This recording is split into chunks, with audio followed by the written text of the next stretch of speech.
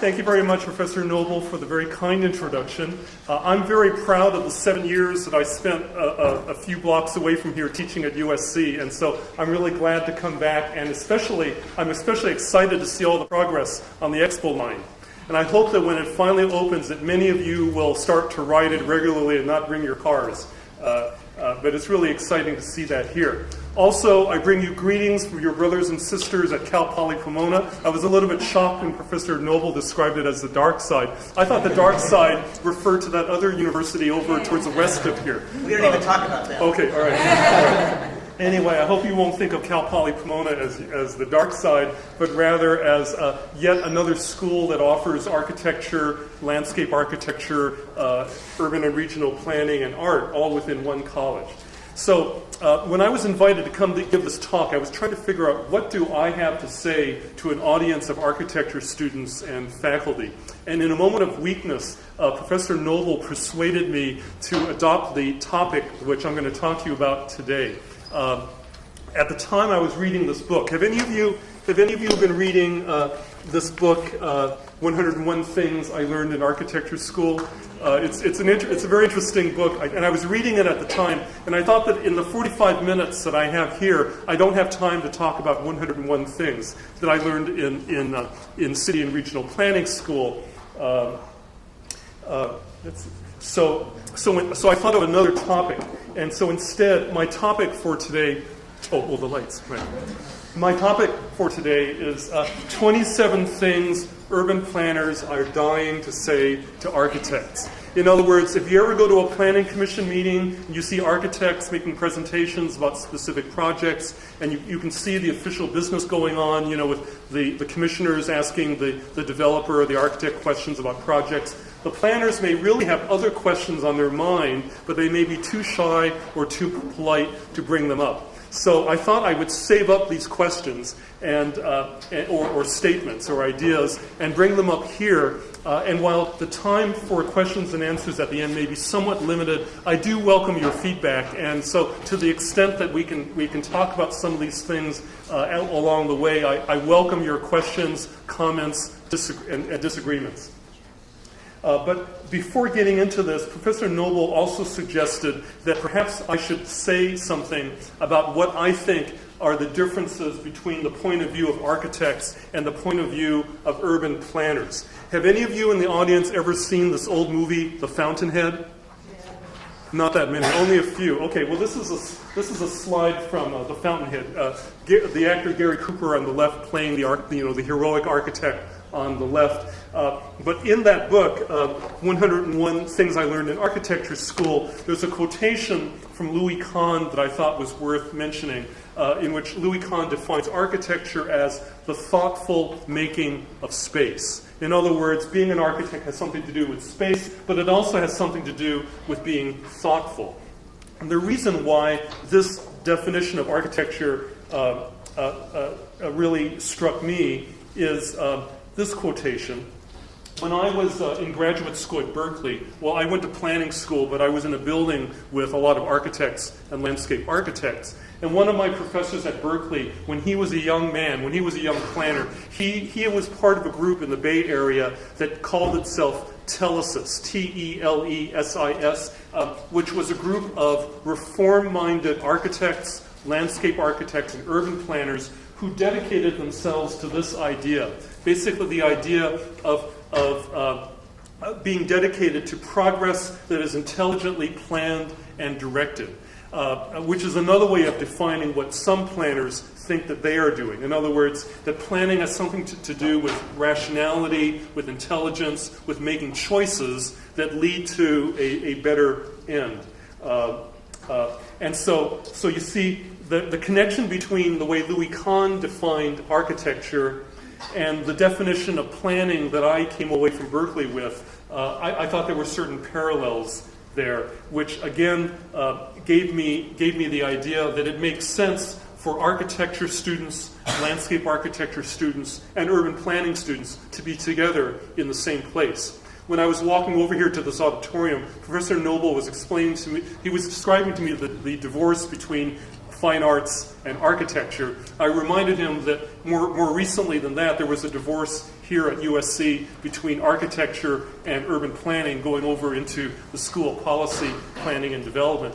And part of my reason for being happy about being at Cal Poly Pomona is that it's one of only 3 places in California where there is a College of Environmental Design where you have architects, landscape architects, and urban planners together in one building. Now, the fact that they're all together in one building doesn't mean they talk to each other or work together very much, but at least there's the potential for cooperation. There's the potential for some kind of interaction, which I think makes a lot of sense. And that was one of the reasons why I was attracted to coming out to Cal Poly Pomona.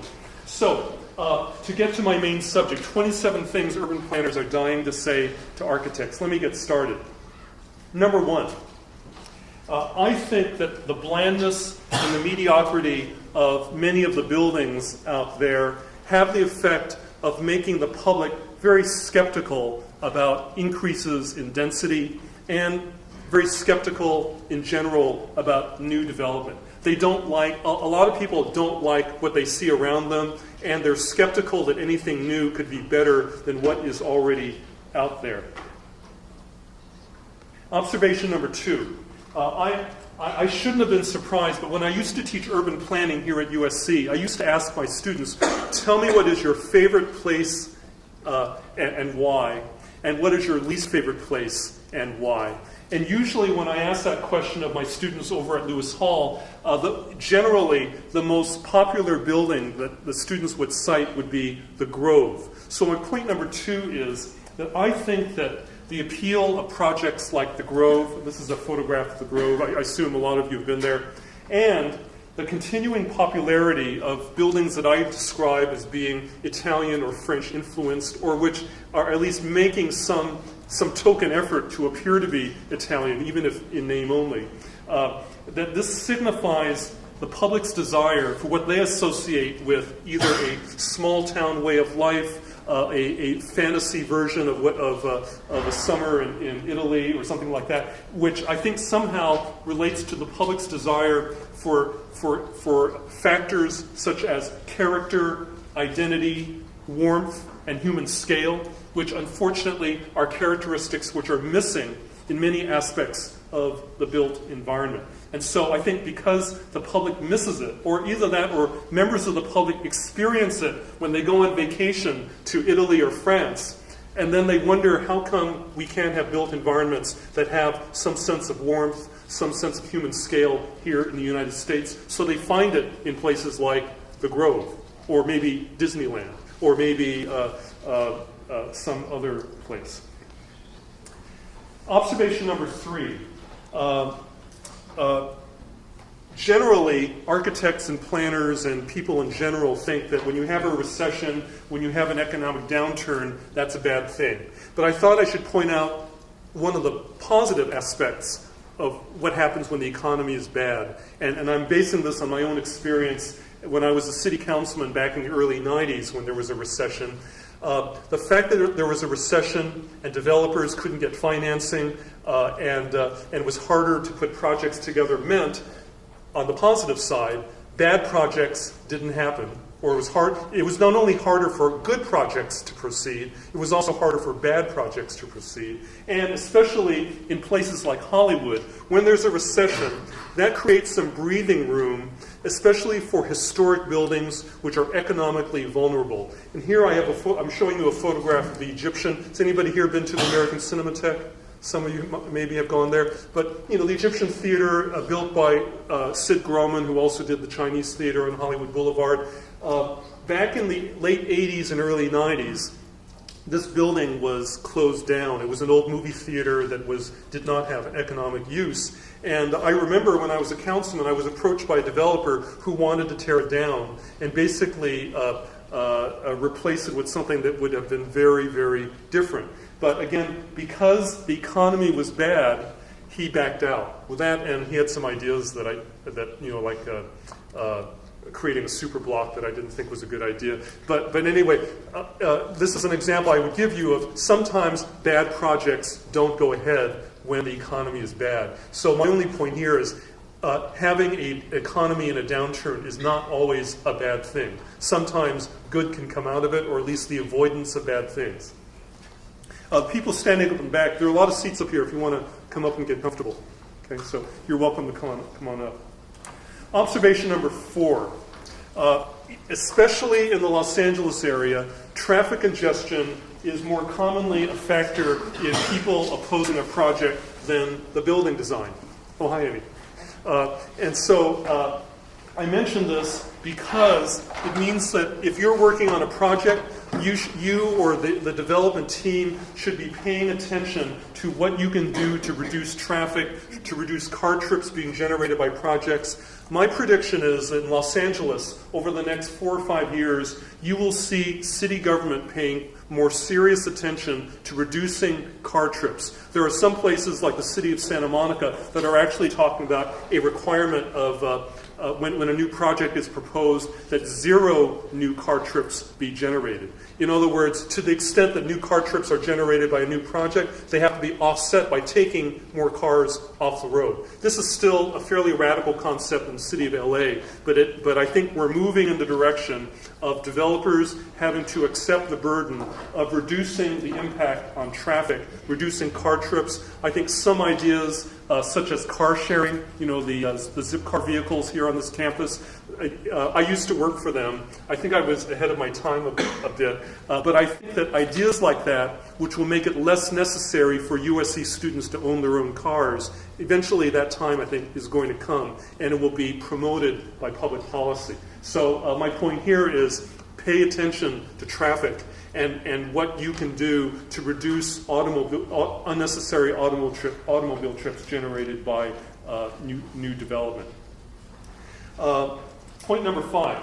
I know that architects take great pride in making beautiful renderings, but my point here is that even the most beautiful rendering may not be enough to overcome questions that may be raised about whether a proposed building is compatible with the surrounding neighborhood.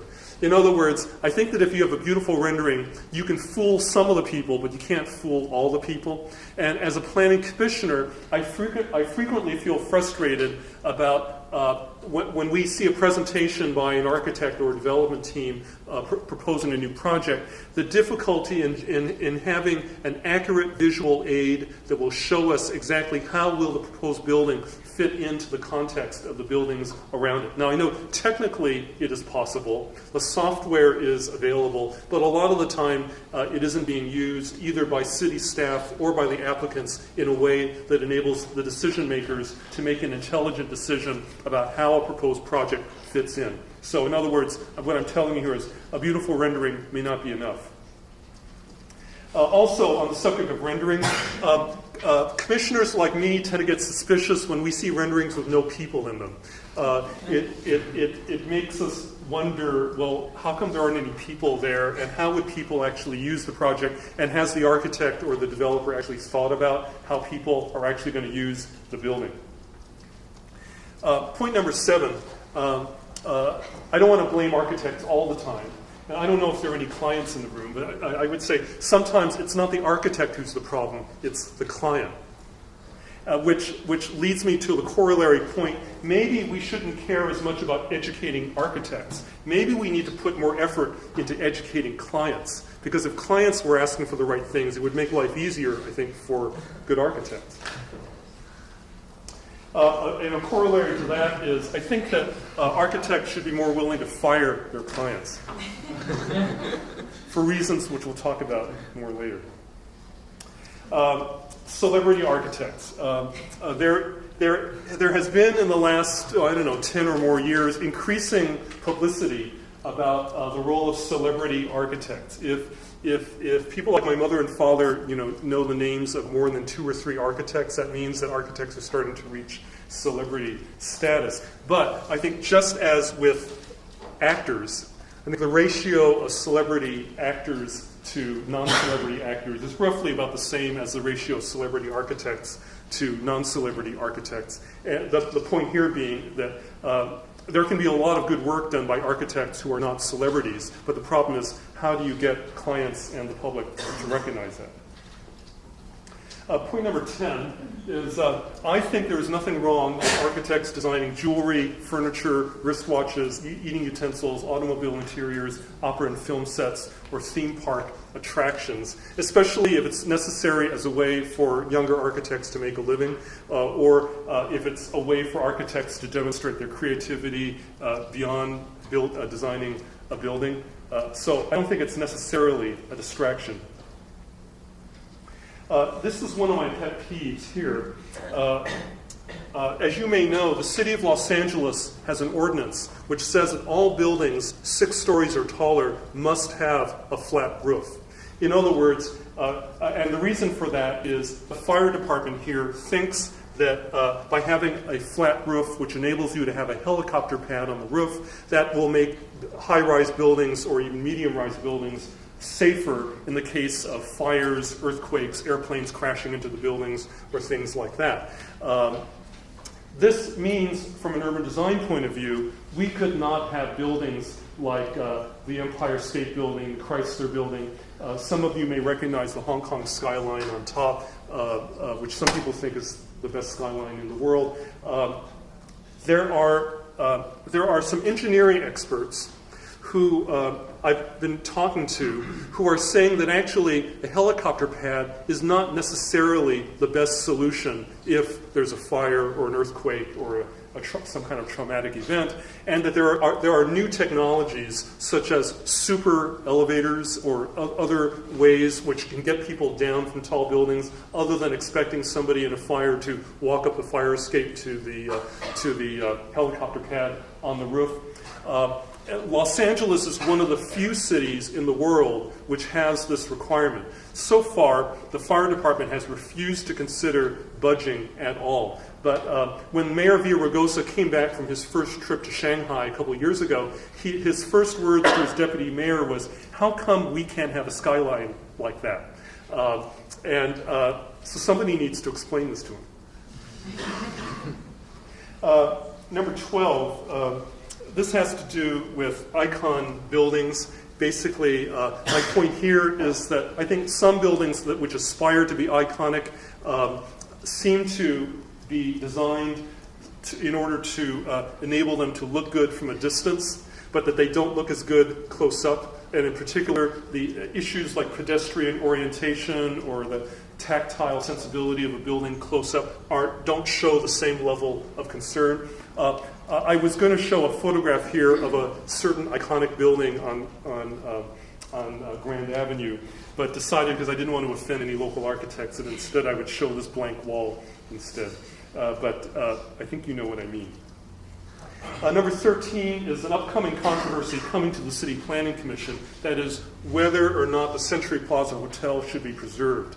I haven't made up my mind on this one, but my point here is that the case about the proposed demolition or preservation of the Century Plaza Hotel and the fascinating sentimental support for keeping the hotel, to me, raises a number of confusing questions about how can a building that I regard as being a cold, impersonal, modern building generate such a sentimental response, and what should be the public policy in a case like this.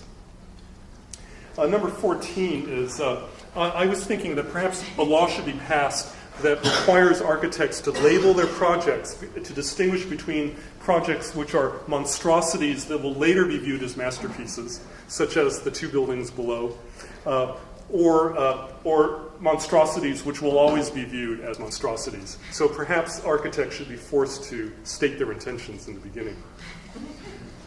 My comment here is somewhat tongue-in-cheek.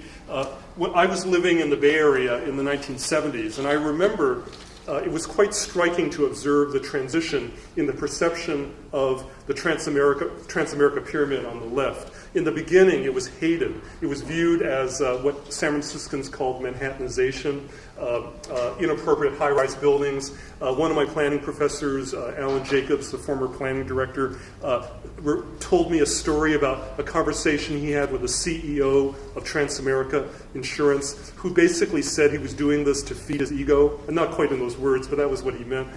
So people hated the Transamerica building, and within, I don't know, about 10 years, Herb Caen, the beloved columnist of the Chronicle, embraced it and actually put it into the cartoon at the masthead of his daily column, sort of symbolizing a building which had been hated when it was first built, eventually becoming somewhat a point of fondness.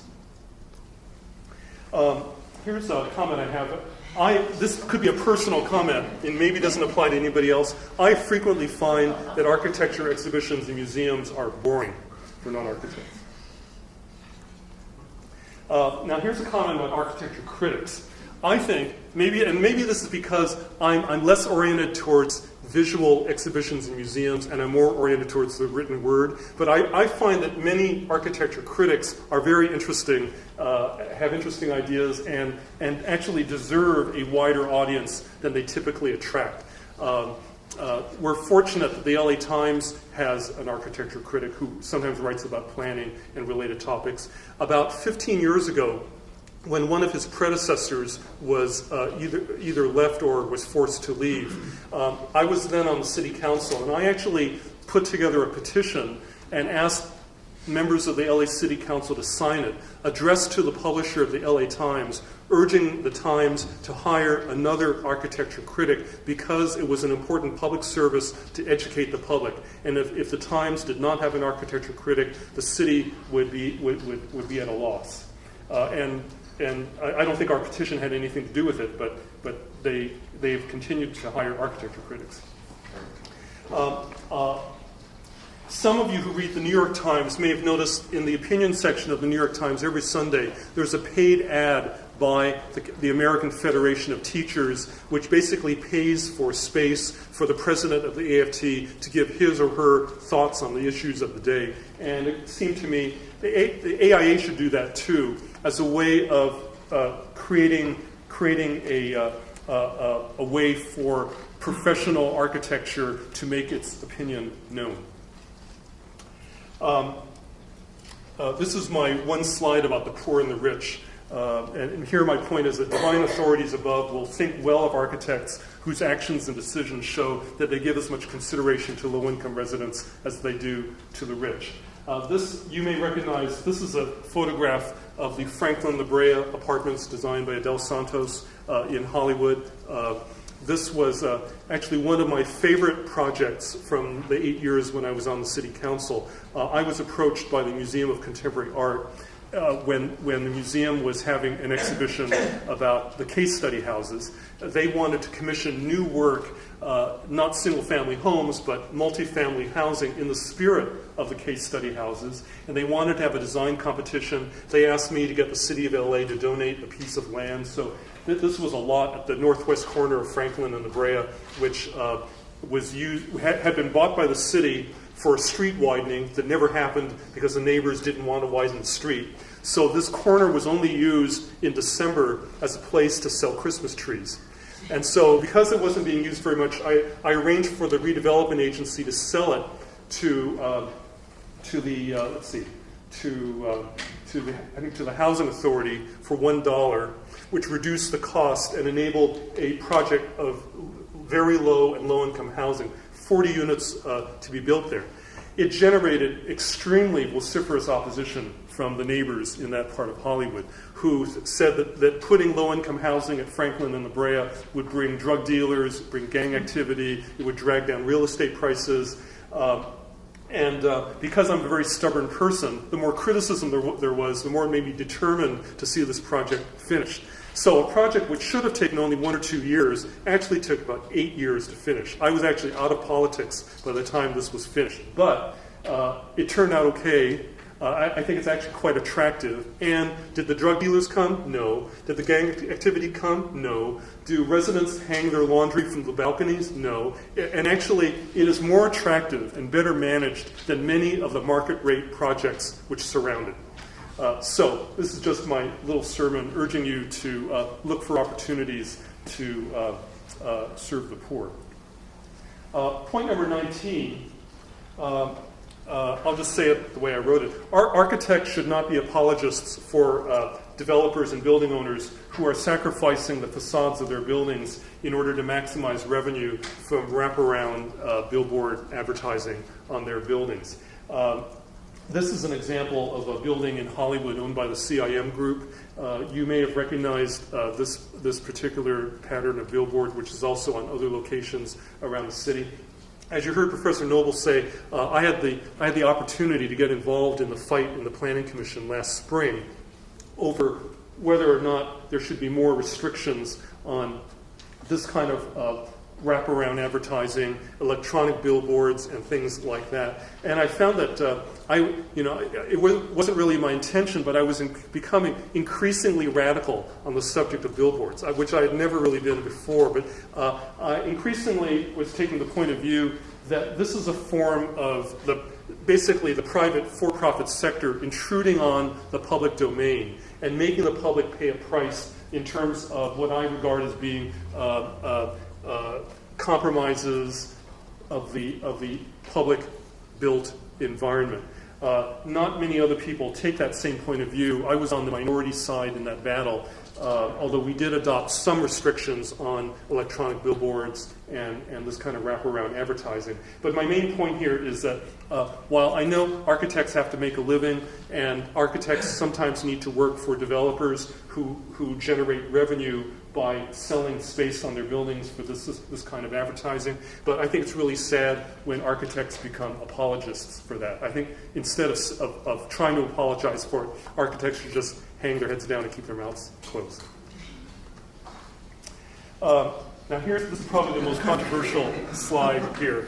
And if I have any friends in the audience from the Green Building Council, I apologize in advance. But my point here is that I think that while green building is a good thing, and that there are environmental benefits to using recycled materials, using light bulbs that don't require as much electricity, finding ways to reduce, to retain rainwater on a site, and doing many other things to improve the environmental aspects of new building projects.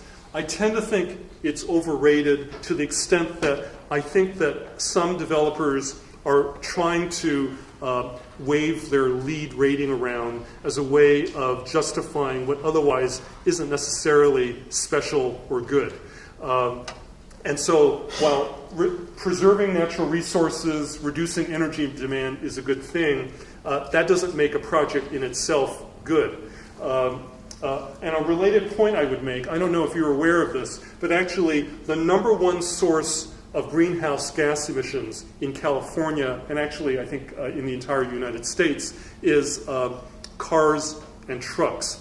And so the way that relates to this point is, even if a proposed new building is a green building, I would argue it's not enough if it's a project which is generating a lot of unnecessary car trips, in other words, generating carbon emissions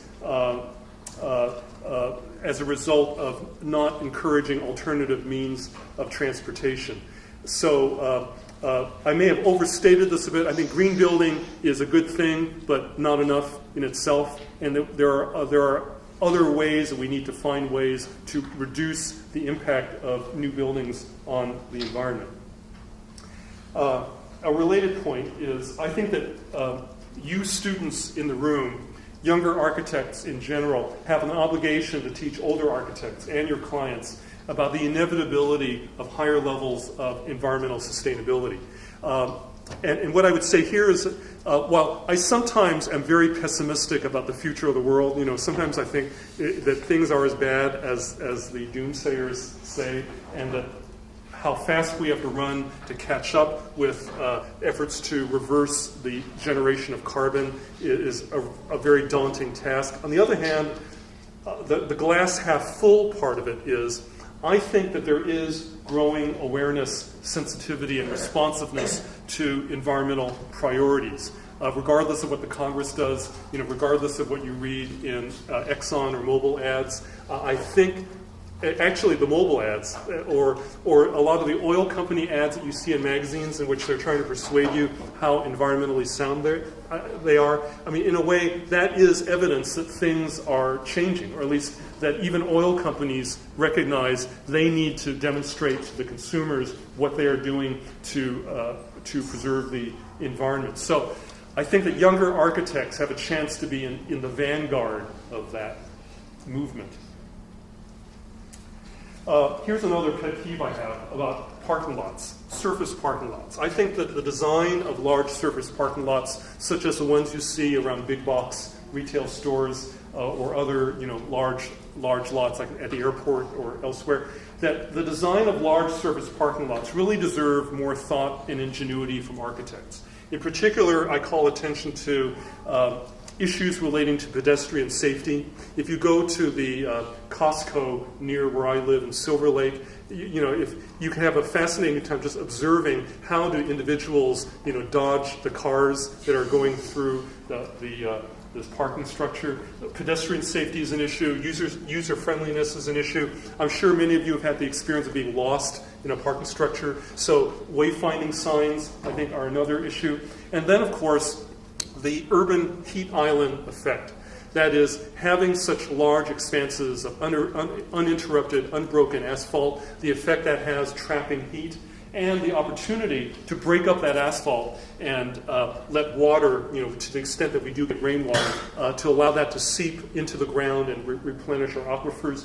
This is a photograph of permeable asphalt. And so what you're seeing there is a man who's pouring water into the asphalt, which is going to soak through the asphalt and go down into the water, into the earth underneath it. So think about parking lots. Don't just take them for granted.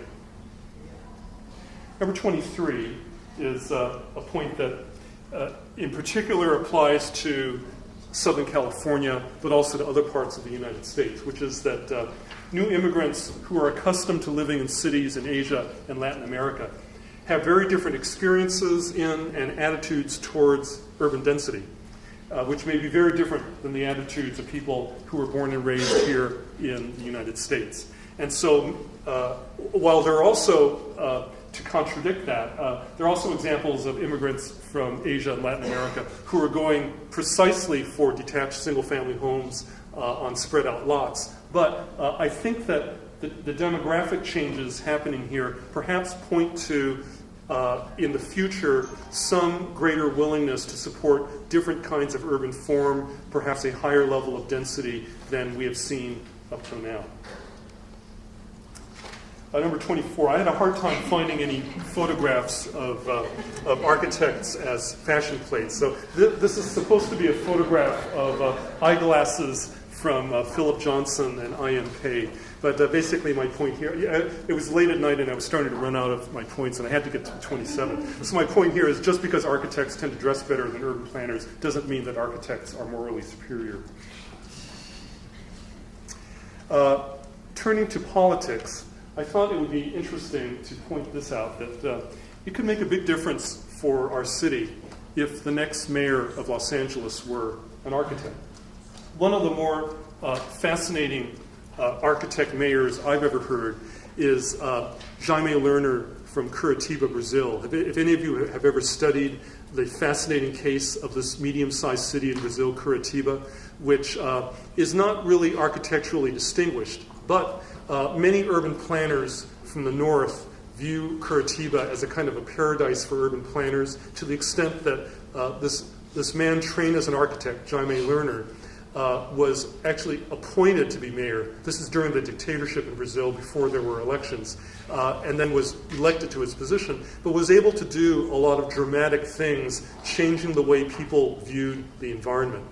And in looking at the United States, it's hard for me to think of any mayor in the United States who brings that same level of attention to the built environment and the potential of doing things differently in terms of how a city is built and how buildings are put together, and the relationship between land use and transportation, opportunities for open space, things like that. So I mentioned this just to say that if someone who came out of a background of being an architect and thinking about the kind of things that you're being educated to think about became the mayor of a city, that could actually have a real impact.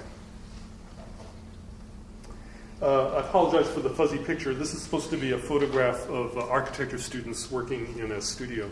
So it occurred to me that it would be really interesting to encourage architecture students and urban planning students to change places for a month, and for architecture students to learn to see things through the eyes of urban planners, and for urban planners to learn to see things through the eyes of architects. While I recognize there are some people, for example, a few buildings away from here, who have an undergraduate degree in architecture, who are getting a master's in planning, and maybe a few going the other way as well, that I think that a kind of a disturbing trend over the last 30 years or so has been the growing distance between architects and urban planners. So trading places, for students to trade places for a month could be one way to try to address that.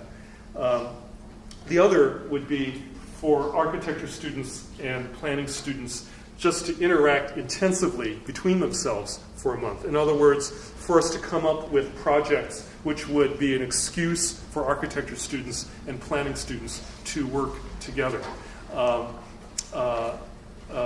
So this is my last slide, and on the spur of the moment, let me suggest, if you're up for it, I could offer to put together some kind of maybe 2-week, some kind of studio or lab that might last for 2 weeks. We're on the quarter system, you're on the semester system, so we'd have to figure out how this could work.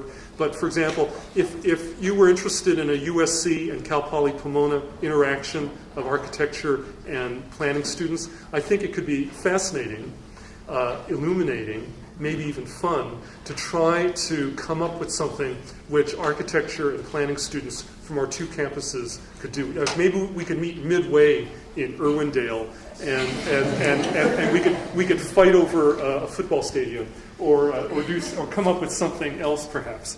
But my closing message is about how, as someone who got a planning degree at Berkeley, where architecture, landscape architecture, and planners were together, and now being out at Cal Poly Pomona, where, at least in theory, architects, landscape architects, and planners are released in the same building, if not working together, I think that everybody benefits from encouraging this kind of cooperation between people who are learning how to deal with the built environment. And so I'll just, in closing, leave that for you as an invitation.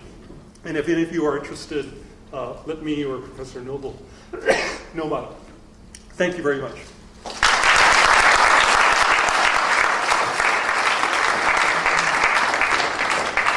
So I've got about, say, 10 or 15 minutes. So we do have some time for some questions. Those of you who are going away, go ahead and go quietly. Does anybody have questions? Yes? I'm actually a student in the architecture school. I'm also earning a minor in planning and development from the school. Good. And I just want to go back to the first point that you're making in your lecture about the blandness and mediocrity of the work environment. And so from the PhD class that I've taken so far, I've learned that, like some bland buildings that we see throughout LA, like the strip malls and everything, are a result of like the economic drives that the city wants in the city. Basically, they put these buildings in so that they generate more revenue for the city. And so, in that sense, architects are kind of left without, no other choice but to be kind of to have their own specific design, something like that. So, from a city planner's perspective, what is the city doing to prevent these types of revenue drives? Okay. Well, that's a good question. Basically, it's about the dilemma of city government essentially forcing architects, or in some cases developers or property owners, to make certain kinds of compromises about what they want to do in order to maximize either revenue that could be generated by certain kinds of projects or other kinds of economic benefits. And what is city planning trying to do about that? At the moment, I would say city planning isn't doing much about it at all. If anything, I hope I'm not being overly dramatic about that. Right now, city planning the city planning department is in a state of retreat to the extent that with the very deep budget cuts that are going on, which have forced early retirements for a large number of senior planners in the city planning department, the city planning department is cutting way back on what I would describe as policy work. In other words, policy work meaning not dealing with a specific project that's trying to get a permit, but trying to deal on a policy level with larger issues. because the policy issues are less urgent than, say, some architect or developer who wants to get a permit to build a particular project. There's been a shift over the last 5 years from about 75% of the planning department's work being processing cases and about 25% of the planning department's work being policy-oriented, now moving towards about 90% of the planning department work is going to be processing cases, and only about 10% of the work is going to be dealing with policies. So that means that addressing questions like the question you've got, there literally is no staff or almost no staff in the planning department that has enough time to be able to focus on it, because they're going to have a stack of individual projects that need processing before an upcoming hearing. So that's one dimension of it, the lack of staff capability given the budget cutbacks that are happening. Another level of it is there is what I would describe as a very single-minded emphasis on generating revenue. And also, you hear it again and again. In fact, you're probably missing it right now from President Obama in a State of the Mission speech, State of the Nation speech, State of the Union address right now, because everybody's worried about the economy.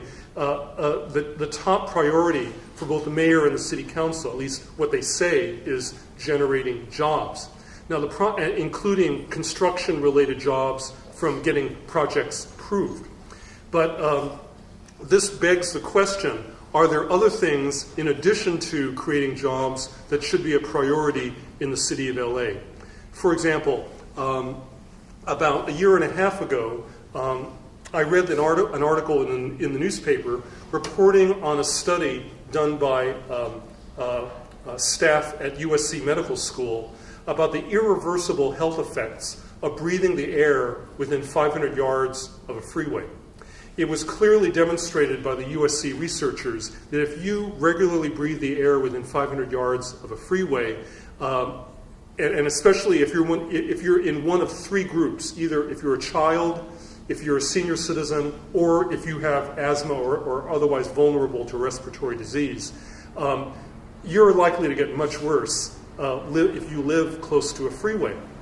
And so as a planning commissioner, I started to notice that, well, we get cases of apartment buildings proposed near freeways, and yet the staff is not saying anything to us about whether we should question whether this use, as opposed to some other use where there won't be, like a self-storage facility or something else where you won't have people around for many hours of the day, whether an alternative use might be better. So we had a hearing, and we learned that, yes, this is actually an avoidable problem. We could choose to not put housing close to freeways, and it would mean that the people who otherwise would be living in that housing would otherwise not be at risk the way they would be. I also learned that when a developer tells you, don't worry about it, we'll keep the windows closed, or we'll use a filtration system, according to the experts at USC, the filtration systems don't really work. That is, they don't take many of the ultrafine particles out of the air. So in a few months from now, when you're feeling hot, when the weather gets warm and it feels really smoggy, you should remember that if you walk into, say, an air-conditioned building on this campus, or even if you're driving in a car on the freeway and you turn your air conditioning on and get more comfortable because the air is cooler, you may feel physically more comfortable because the air is cooler, but you are still breathing the air that came in from outside of the car or outside of the building. So, for example, here at USC, some of you may be living not very far away from the freeway. Guess what? The air you're breathing is really bad. So, knowing that, I wanted to initiate some kind of policy to address this, but partly because there is no simple answer, and because I suspect there is not the political support to adopt a blanket policy of saying from now on we will no longer support housing for families or housing for senior citizens within 500 yards of a freeway, in part because there's a conflicting pressure that we have a shortage of housing here. And many of the most desirable lots have already been built on. And so what this leaves in many cases are these odds and ends of land located near freeway entrances, which weren't built on before, but which Caltrans may be selling off as surplus property, or which otherwise may become available. So should we build housing which is needed by people, or should we make some some decision that definitely will be unpopular with the property owner in an effort to protect somebody's public health. We haven't figured out how to solve this yet, but that's an example of the conflict we're facing. In addition to lack of staff resources, the question of should we put a higher priority on building housing, which is needed in our crisis situation, or should we protect people who are vulnerable from respiratory diseases from living close to freeways? Any other questions? Yeah. Because you're seeing a less amount of time from the public sector devoted towards policy work, are you seeing an increase of the trend in the collaboration and dialogue between people in the private sector, architects proposing innovative solutions and working with the planners and stuff to get new kinds of ideas relating to policy working? I wish I could give you the optimistic answer and say yes, but I actually don't see much of that. If it's happening, I'd say hallelujah if it's happening, but I'm not really seeing many signs of that. What I am seeing from architects is a combination of a lot of architects are really desperate for work that pays, and I have seen some examples of architects who are underemployed right now and don't have enough to do, perhaps volunteering for something like what you're talking about. I also know an architect who has a lot of time, so he's decided to learn to play piano. So I think different people react in different ways. But I would love to encourage architects and architecture students to insert themselves into opportunities like that, to do some creative work. Take one more last question in the back. Okay. From your position, how do you view these so-called mega projects like LA Live and Grand Avenue in comparison to more organic urban development? Well, philosophically, I tend to prefer what you're describing as more organic urban development. And I come to this not only as a former planning student who read The Death and Life of Great American Cities by Jane Jacobs, but also when I was in graduate school, I had an experience, had a big impact on me. One of my planning professors who believed very strongly in learning by seeing, sent planning students out wandering around San Francisco to look closely at what was happening in areas that looked like they were completely dormant. And so I was sent out to walk around the warehouses around the northern waterfront, like around Pier 45 and areas around there, and discovered that these vacant piers, what looked like vacant piers, were actually, some of them were being used for storing newsprint to be sent to China, but others were like little nests of activities for architects and advertising firms or artists who were taking advantage of the low rents in those areas to do some interesting things. But the lesson I took away from that is that even though there was no city plan, no city ordinance, no city policy that was seeking to encourage this kind of organic development, it was happening on its own. I mean, in some ways you can see some of the same kind of thing happening in places like Chinatown, right now around where the art galleries are, or other places like that. I tend to prefer that kind of organic urban development to mega projects. Although, I guess, again, projects which initially are disparaged when they're first built, later start to look more appealing. I don't know if in the early days, if Rockefeller Center was derided as a boring mega project, except now, of course, people love Rockefeller Center. People are even starting to love the Embarcadero Center in San Francisco, I think. And so I wonder, will there be a point at which, say, the Grove or the Americana on Brand will be viewed fondly 40 or 50 years from now as an exemplar of some new wave of development that I'm not quite getting. I tend to think that it's hard to design mega projects in a way that bring out the kinds of qualities of city life that many people cherish in cities. In other words, there's something inherently fake or phony about mega projects, which I think perhaps with the passage of time, or maybe if people start caring about whether things are real or fake, maybe those things won't matter as much. But to the extent that there is a difference between what's real and what's fake, I tend to prefer what's real. Okay? I apologize for cutting it off, but I promised I'd let it get him to the next event. Thank you very much for Thank you. coming. Thank you very much.